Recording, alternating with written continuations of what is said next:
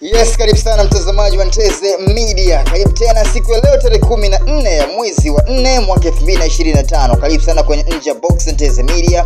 Wewe ambaye unafanya mazuri ya kusubscribe Nteze Media, kucomment, kulike na kushare.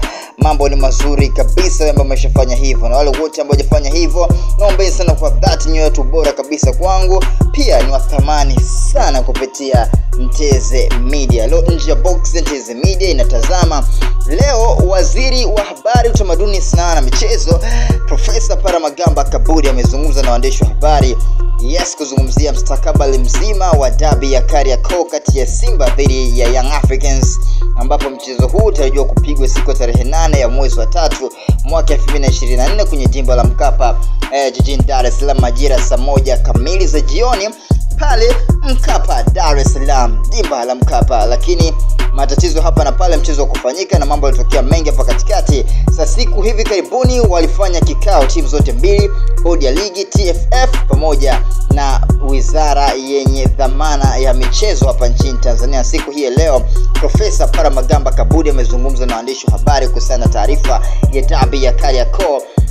Lini itachezwa. Yeye kama waziri pia mwenye dhamana amewataka timu zote mbili kwanza kutambua umuhimu na ukubwa wa mechi hii ya dabi ya Kariakoo. Pia amezungumza vilabu hivi vikubwa vya Simba na Yanga vina mashabiki si Tanzania pekee, vina mashabiki mpaka nje mipaka ya Tanzania. Pia umuhimu wa soka la Tanzania kwenye kutengeneza brandi ya mchezo wa soka la Tanzania vinabebwa na vilabu hivi viwili vya Simba na Yanga. Pia waziri amezungumza yale ambayo yalifanyika kwenye kikao hicho cha timu zote mbili kati ya Simba na Young Africans, bodi ya ligi pamoja na TFF.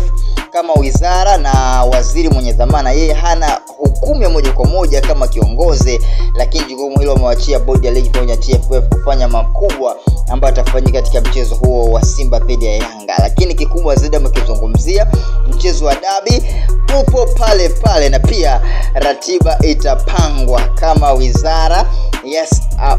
Kama waziri amezungumza siku ya leo tarehe 14 ya mwezi wa 4 mwaka 2025. Lakini pia akawataka waandishi wa habari kusubiri taarifa rasmi kabisa ambayo itapangwa na pia itatajwa na wasimamizi wa ligi kubara hapa nchini Tanzania, ni bodi ya ligi ya TPLB chini ya Steven Nguto na CEO Almasi Kasongo.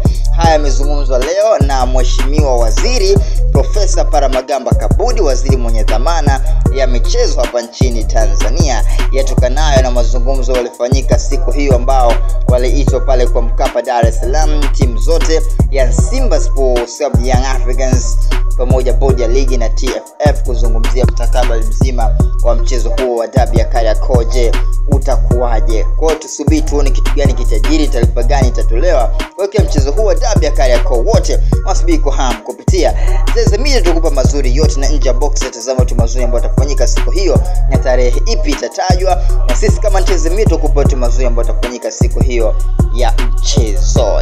Nje Box Nteze Media ni yako muda wote. Karibu tena Nteze Media.